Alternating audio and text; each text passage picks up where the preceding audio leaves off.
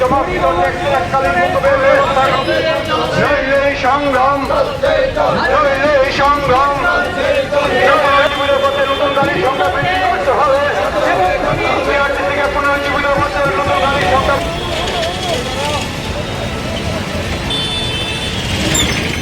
পরিবহনের সঙ্গে যুক্ত 10 কোটির উপর শ্রমজীবী আছে যারা পরিবহনের সাথে যুক্ত। সারা দেশে পরিবহন শিল্পটা মারাত্মকভাবে আক্রান্ত। ডিজেল পেট্রোলের দাম, স্পেয়ার পার্টসের দাম বেড়েছে, ট্যাক্সের বোঝা বিরাট আকার ধারণ করেছে, ফি প্রায় 100 গুণ বাড়িয়ে দিয়েছেন। সবটা মিলিয়ে এই ব্যবসার সঙ্গে যারা যুক্ত বা এই পেশার সঙ্গে যুক্ত, এই কাজটা করে যারা জীবিকা নির্বাহ করে তারা বিপন্ন।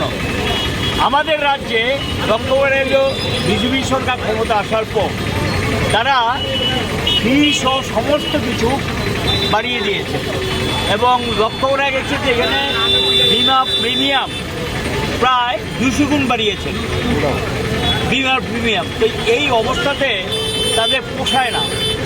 এখন এই থেকে যে আমাদের রাজ্যে যদি আমরা ধরি প্রায় কমপক্ষে 3 থেকে 3.5 লক্ষ প্রত্যক্ষ পরোক্ষভাবে পরিবহন শিল্পের সঙ্গে যুক্ত। কেউ নিজেরা সেলফ এমপ্লয়মেন্ট অটো যারা চালান, এবং এরা যদি কর্মহীন হয়ে যায় অবস্থাটা কোথায় গিয়ে দাঁড়াবে। তার সঙ্গে চলছে পুলিশের নির্যাতন। একদিকে পরিবহন দপ্তরে গেলে সেখানে দালাল না ধরে কোনো কাজ হয় না, ট্যাক্সের বোঝা চাপিয়ে দিচ্ছে, এবং তার সঙ্গে পুলিশের চলছে জুলুমবাজি। শুধু চুরাইবাড়ি থেকে আগরতলা আসতে 25 থেকে 27টা চেকপোস্টে চেকিংয়ের নামে দিতে হচ্ছে। কি দিতে হচ্ছে এটা বুঝে নিন।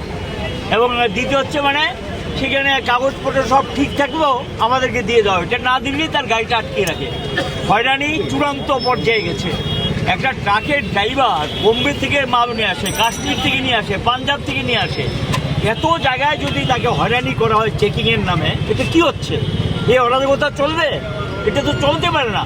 চেকিং করুক, চেকিংয়ের বিপক্ষে আমরা না, কিন্তু তার জন্য তো একটা সিস্টেম থাকবে, যেই সিস্টেমে চেকিংটা হবে। একটা পোস্টে যদি চেকিং হয়ে যায়, নেক্সট পোস্টে তো বলে দিতে পারে যে এই গাড়িটা চেক হয়েছে, ছেড়ে দাও। কিন্তু এইভাবে যদি একটু পর পর চেকিংয়ের নামে এগুলো চলতে থাকে, পুলিশের সেখানে যদি তাদেরকে কিছু না দেওয়া হয়, মামলা ঠুকে দেয়। প্রচুর পরিমাণ মামলা, হাজার হাজার মামলা পরিবহন শ্রমিকদের বিরুদ্ধে হয়েছে। এগুলো কোর্টে গিয়ে তাদের হাজিরা দিতে হচ্ছে।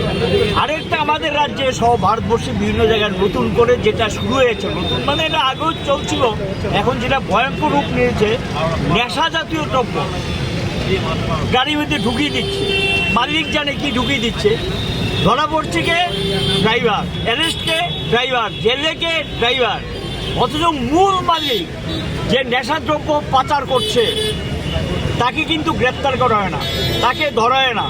আর সেখানে গরিব ড্রাইভার, সে একটা চাকরি করে ও জেলে পড়ছে, তার জামিন নেওয়া হয় না, মালিক সেখানে দায়িত্ব অস্বীকার করছে। এইভাবে দেখা যায় পরিবহনের সঙ্গে যুক্ত শ্রমিকের উপর একটা নির্যাতন চলছে এই নেশা জাতীয় দ্রব্য পাচার করার নামে। নেশা জাতীয় দ্রব্য ধরুক, তাদের বিরুদ্ধে ব্যবস্থা নেই, আমাদের কোনো আপত্তি নেই। কিন্তু মূল যারা পরোক্ষ প্রত্যক্ষ এটাকে প্রশ্রয় দিচ্ছেন, এটার সঙ্গে যুক্ত, তাদেরকে খুঁজে বের করো, তাদের বিরুদ্ধে ব্যবস্থা নাও। শুধু ড্রাইভারদেরকে গ্রেপ্তার করলে হবে না, যারা এটা যিনি পাচার করছেন, পাচার বাণিজ্য করছেন, এটা তাদের ব্যবসায় পরিণত করেছে, পেশায় পরিণত করেছে, এবং অনেক ক্ষেত্রে শাসক দলের লোকও যুক্ত। এবং দেখা যায় এরা ধরা পড়ে না, ধরা পড়ছে কি নিরীহ শ্রমিকরা। এই যে অবস্থাটা, এই অবস্থাটার বিরুদ্ধে আমরা প্রতিবাদ জানাচ্ছি। পুলিশের কাছে যাওয়া হবে, পুলিশ দেখা যায় সরকারের টাকার দরকার, এর জন্য কিন্তু পরিবহন শ্রমিকদের টাকা দেবে। পরিবহন শ্রমিকদের উপর লক্ষ্য করা যায় আসতে মামলা, যেতে মামলা, এবং ফাইন, এবং কিছু হলেই একটা ফাইন, কিছু হলেই ফাইন। আর এখন তো নতুন আইন লাগু করেছে, যেটা এই লাইন আমরা মানি না, এবং এই লাইনে কার্যকরী করে আরও বেশি চরম নির্যাতন তাদের হবে।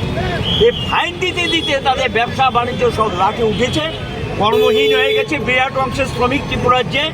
এই সমস্ত প্রতিবাদী আমরা আজকে মিছিল করে যাচ্ছি, এবং পরিবহন দপ্তর, আরক্ষা দপ্তরে এটা আমরা মেমোরেন্ডাম আমাদের দিক থেকে দাখিল করা হবে। All India road transport workers federation, তার সঙ্গে যুক্ত আছেন ত্রিপুরা মোটর শ্রমিক union, Tripura autorickshaw workers union, Tripura e rickshaw workers association. এগুলো যুক্তভাবে তারা আজকে মিছিলের ব্যবস্থা করেছে এবং এই দাবিগুলো নিয়ে আমরা দেখছি।